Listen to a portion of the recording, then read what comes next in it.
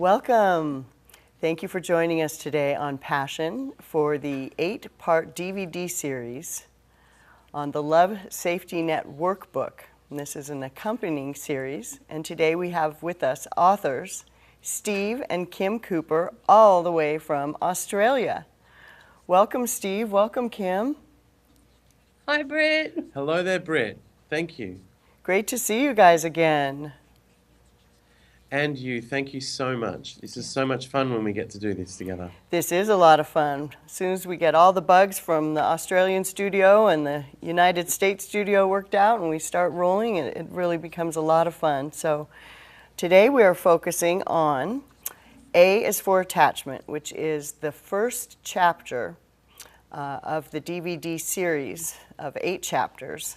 Actually, we're going to do 4 chapters, but 8 shows. So basically, today we're speaking about attachment and why traditional attachment rituals are so important. And this is the beginning chapter of the Love Safety Net Workbook that we will be focusing on in this DVD today. So for our audience, Kim, if you would let our audience know why traditional rituals are so important, because it sounds so basic. But since you guys are experts, superheroes of assisting people in troubled relationships, you found through much diligence that this simple thing called attachment is huge in turning around troubled relationships. So why don't you share about the value of that, Kim? Sure, Britt, I'd love to. Whether it's sitting around a table together, sharing conversation and sharing food, maybe lovers feeding each other delicacies, giving flowers or exchanging rings. All of these rituals of attachment are really the very fabric that I think holds our society together through helping keep our relationships healthy and strong. And those relationships sort of go out from the intimate relationships and into the community as well. It's the same premise, it's the same basis. I actually play Australian football still, half serious, half competitive. And part of what we do in our game is that the ball's a hot potato and you have to get rid of it or you're under pressure. So what we do is we learn each other's names. And we practice for hours and hours at training, learning each other's names. We do drills where we're just calling each other's names out. Jimmy, Jimmy, Jimmy, Jimmy. Steve, Steve, Steve, Steve. Jimmy, Jimmy, over here. And it's a bit like the old game Marco Polo where, you're calling out Marco Polo, Marco Polo. Sort of pinging like a radar. And what that does with Australian football that I play, and from the experience I've had doing that, is that we get to know each other's names very quickly. And we're also saying each other's names very quickly. So this is in a social group with men mostly and boys, and we get to practice that a lot, and we're looking at each other's faces a lot, and it builds this amazing social network that we have, a wonderful friendship. So it's not just confined to relationships. We find this in all sorts of different ways. There's another game we had in school. It was called Who Stole the Cookie from the Cookie Jar. And we all sat around in a circle and we had to say, Michael stole the cookie from the cookie jar. And we had to say names and look at them. And that's so powerful. It's simple, but it's really powerful. And if you can understand it from a friendship basis and then bring it back to an intimate arena as well, then you've got something very powerful you can work on. That's Excellent. right. Using those names in greeting is just so important as well. I know that's something that you've worked on, Britt, and that we've talked about a few times before, but the importance of greeting and each other. And it was just something that I noticed really early on in our work, is that people who are really successful and people who are really popular tend to be very even dramatic in how they'll greet each other. It sort of seems to, the more successful and popular someone is, the more dramatic they'll be about, saying, "Hey, Britt, how are you? I haven't seen you for ages, How's it going?" And this is something that I noticed, and it was something that at that time I really needed to work on, and I needed to learn to do better myself. Excellent And tips. it does get easy to forget. to say somebody's name when you're greeting them. And it is just easy to fall into the habit of just saying, oh, hey, oh, hi, I'm home, or even just saying, oh, honey, I'm home. You should, try not to say honey. Say, Kim, I'm home. Excellent. Really, it seems very subtle and it seems almost insignificant, but it's so powerful. Excellent. Well, I've noticed that in my own life. I agree with you guys. There's something powerful about saying someone's name. And the most successful people I know, it is very interesting. It seems over the top sometimes, like super dramatic, but it's just a display that makes people feel so warm and wonderful. And one of my favorite quotes is, you'll always forget what a person did, you'll forget what a person said, but you'll never forget how a person made you feel. So in building attachment in these really troubled relationships, if we work on the consistency of saying the name and greeting with the first name every time in an upbeat manner, it's proven effective. And my question to you, we've talked about this before, how does our audience, someone watching this right now who has bought your material because they're distressed and they're sad and they don't know where to go and traditional methods have told them to give up, and you have gone to great lengths to provide wonderful material for people. And if one of those audience members right now is wondering, how on earth am I going to say, hi, Bob, you're home, wonderful, to somebody who is grumpy and has a terrible attitude and even acting aggressive towards them? What would you say to someone watching right now who is thinking, how on earth is that going to work for me? Well, I mean, this isn't the only strategy that we use. It's one of the basics, and I guess this is really like healthy diet and exercise in relationships. It's about putting good habits in place. Now, obviously, you need to make those habits your own, and you need to do them in your own style and in a way that's authentic and in a way that's comfortable for you. But at the same time, I think it's very important that people learn, and they will learn as they move through our work, that being grouchy or grumpy or staying angry with somebody isn't really a good way to actually punish them or change their behavior. And it's a matter of finding that place in yourself where you still have room in your heart to actually reach out and experience that bit of vulnerability that sometimes you feel in doing it, in making that bid, in asking for that connection by using somebody's name. Wonderful. Can you give us an example, give the audience an example of a time when one of these attachment rituals worked with either of you or your children? Because these principles apply in all relationships. Yeah, we've got a favourite story that there was a young boy who used to come and visit, a friend of our son's, and he used to come and visit, and we'd always use this technique with him. We'd always say his name very, very warmly when he came by, and he'd stop by a lot, and then he moved away for a while. His mum moved somewhere for a while, and he came back a couple of years later, and he stuck his head into the front door one day and was looking around the room. We hadn't seen him for a while, and he was waiting for us to call out his name. And we could see it. It was all over his face, and of course we did, and we were quite genuinely happy to see him again. But just the way his head's stuck in the door and he's looking around, you can see him just going, oh, are they going to do it? Are they going to say my name? Like, they're glad to see me again. And it's pretty important too, Britt, sorry to interrupt you, but it's pretty important to remember that it's easy to think that somebody won't like it. It's very easy to get caught in an idea or a little conversation in your head which says, well, I can't say that to Bob because Bob never likes me saying his name. And it's very important not to get caught in that negative thinking as well, because people really do like it. Even the most grouchy, abusive person on the planet really, at the heart of his or her world, really wants to feel loved and wants to feel connected and wants to love somebody else. So, as Kim says, it's a variety of different techniques you've got to use, but don't give up on it just because you think it's not what he or she's going to like. Okay, so there's the bit for our audience. Very well put, Steve. Don't give up on it. I know Kim would say that. Don't give up. If you've had a relationship for 15 years or more that's been tough, you're going to have to be using these tools consistently. You say consistency is very important in building trust and attachment.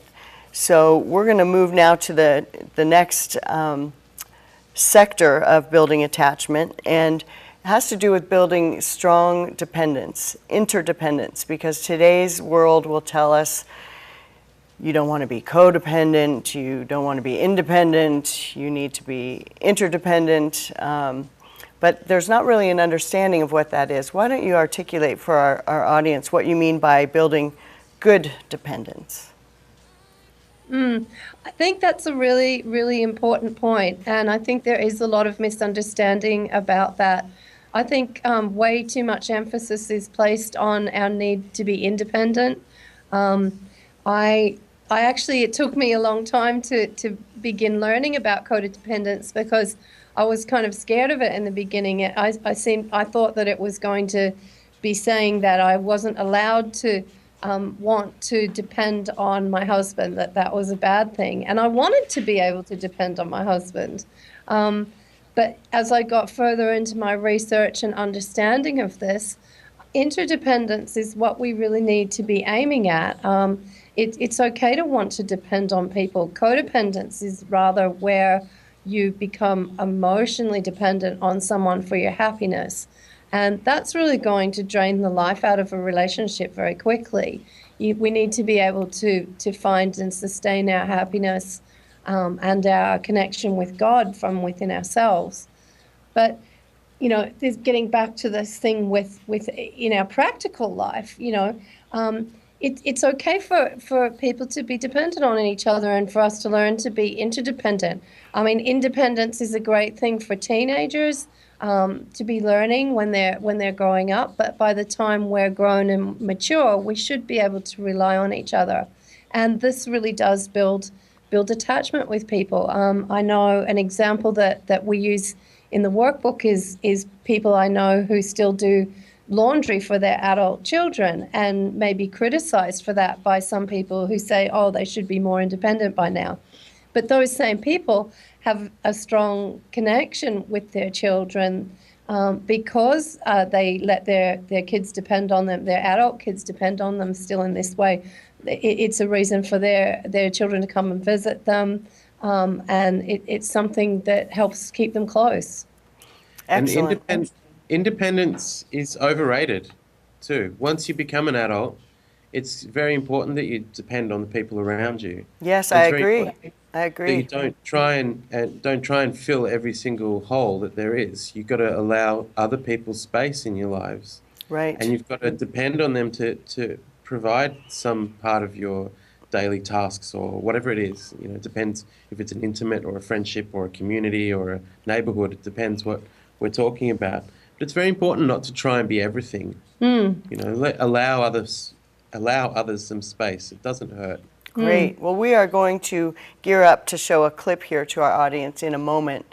We have time in this segment for one clip, I believe, maybe two if we're lucky. But Kim, this has to do with your letting people know that there are things that you should not do in building attachments, things that actually hinder attachment building. And before we go to that clip, I'd like the studio to show a copy of the front of the Love Safety Net workbook, because this is the workbook that we are doing the DVD series from. Now, that wonderful frog on the front of this workbook always reminds me that we've got everybody has a lot of work to do on themselves. So both partners have work to do on themselves. And your logo there, I just love your logo of the Life Preserver, because you guys really are lifesavers. And I know you have a lot of testimonies of people that have written you and said that you have turned their relationships around and your help has helped their lives. So that's very valuable, and we are very grateful you're here with us today. So before we go into the clip, we'll just talk here for a moment about things not to do. And I believe that there are some things that you suggest that we do not do that actually hinder attachment. So Kim, why don't you go ahead and set up this clip we're about to see in a moment about things not to do. This clip is from our website. It's the introduction on our website, and I think this idea of unlearning is incredibly important. We'll get into that a little bit later in the series about even the brain chemistry that works behind unlearning.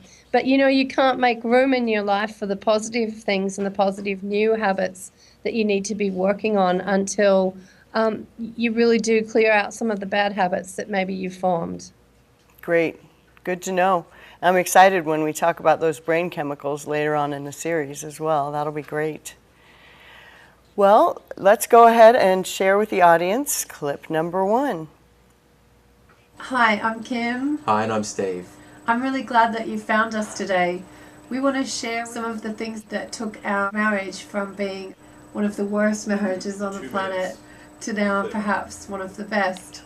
There's 3 things that I think people need to learn to stop doing, and I know this because they're things that I used to do all the time, but I think my natural instincts weren't really correct. I think maybe I was instinct impaired or something.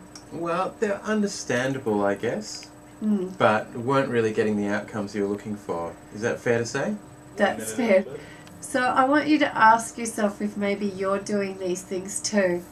The first is asking your partner to change and complaining a lot about the behavior that's upsetting you. I know that your partner may be being rude to you, and it's very tempting to think that you can talk to your partner and convince them that they really need to change this behavior, especially if you could show them how much this is hurting you. Now, I know that that seems the logical and tempting thing to do, but it really doesn't work, does it, Steve? Doesn't really hit any of the right buttons, and what you want to do is get something moving forward in a positive sense, and unfortunately it just doesn't work.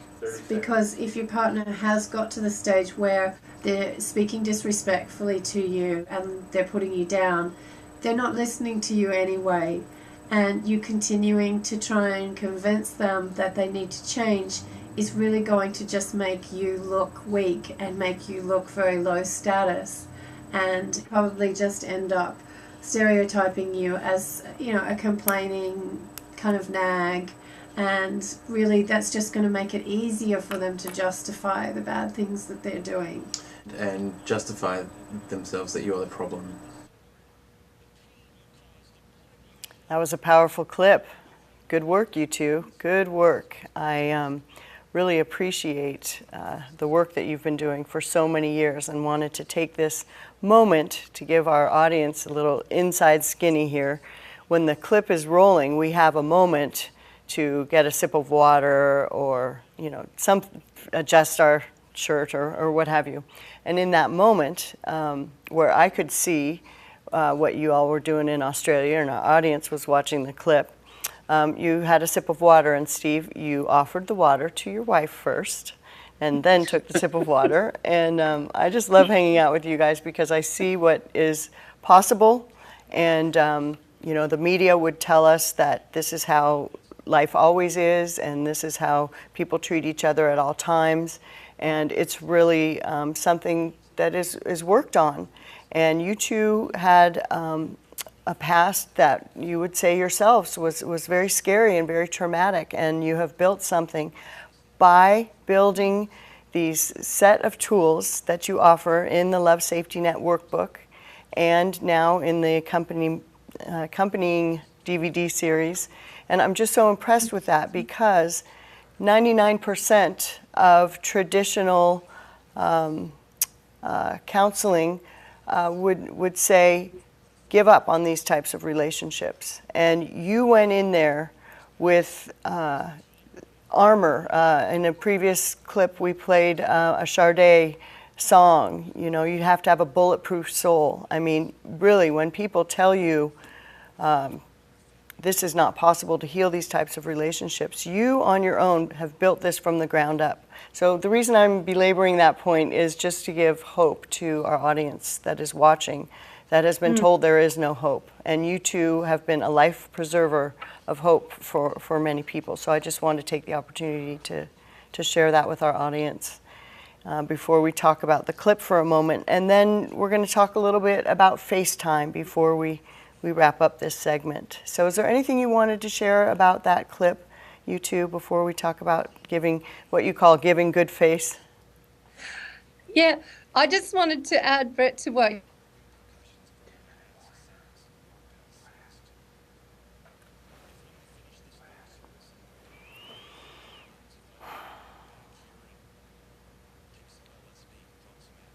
in the studio, if you could cut so we have a good show up to that point, I can shorten it. So if you can just cut so it's a nice clean cut. it really just for people who are having difficulty with their marriage to the extreme that we did. I mean, these are steps and exercises that are really going to help any family to have healthier and stronger connections with each other. Wonderful, wonderful. Well, I am just checking to make sure we're still rolling here in the studio. We had a temporary lapse from Australia there with the DVD visuals, so we're back. So I appreciate you adding those comments about the clip. It was a powerful clip, and we have two more to show in the next segment of A is for Attachment. So one of the other tools that you have devised is what you call giving good face. And as simple as that may sound, in today's society, there is very little time for face-to-face interaction. I mean, kids are staring at the computer, they're staring at, well, not just kids, we're staring at our phones, computers, videos, but not so much human face-to-face. It's very discouraging, and the attention span has gone from 6 seconds to, I think, about 2 seconds in the average human. So why don't you share a little bit about the value of spending FaceTime with people to build attachment? Well, I mean, I guess the easiest way to see how powerful this is when we see how much we may feel about people on television and people that we see, characters in movies, particularly news readers. That we feel like we know these people. We feel like they're actually even part of our family or someone that we have a close relationship. If we saw them down the street, we'd be surprised if we said hello and they didn't actually know who we were. And this really is about just that power of the human face, and that we really do, we connect with other faces and we remember them. So we need to remember to spend time talking to each other and spending time, having that face-to-face contact, and also sharing photographs of each other as well. It's very important to get that time. It's to have that time together to learn how to read each other, learn to read each other's body language, learn to read each other's facial expressions. It's, a simple example is, if you smile at somebody at the wrong time, you can come across as condescending or patronizing, when you might have just had a funny thought in your head about something else unrelated. All of that really needs to be learnt by having that time and by getting that feedback. And that the best place for that to happen is within a family, and also within a close relationship, an intimate relationship. If your partner's telling you, hey, I don't like the way you looked at me or said that, or I don't like the tone, there's a message there for you, and we need to learn from that. There's a feedback loop there that, is about building trust with each other and with ourselves. Yeah. Yes, I've heard it called appropriate social skills, or I understand what you're saying, and it is valuable to get that feedback. So if you do smile at the wrong time, someone could even think you're laughing at them and bullying them in that manner. And we get to that a little bit later, because now, Kim, your prolific writing has taken on the world of anti-bullying.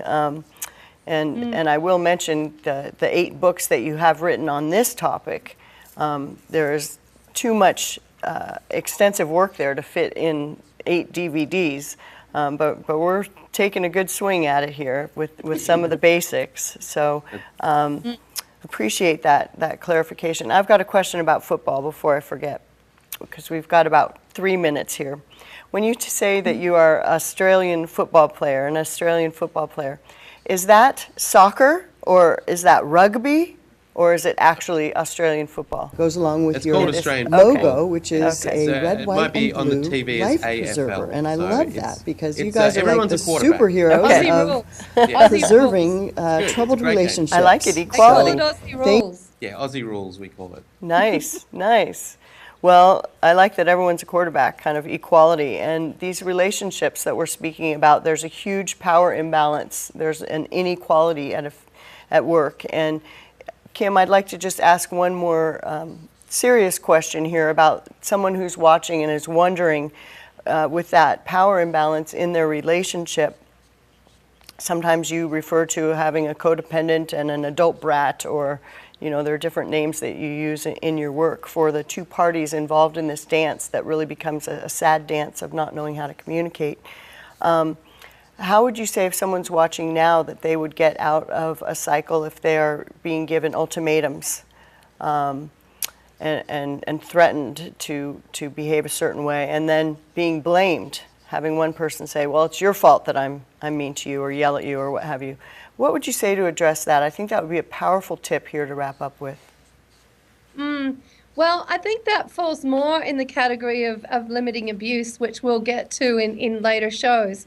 But I mean, it really is, it's not a simple process that we offer. And I guess a little bit of knowledge is dangerous, as they say. And so the advice I would give people is, if you really are in a relationship that's become abusive and where you're being threatened and where there's ultimatums, really do look for our book, Back from the Looking Glass, 13 Steps to a Peaceful Home, because it really is important that you get all of the information.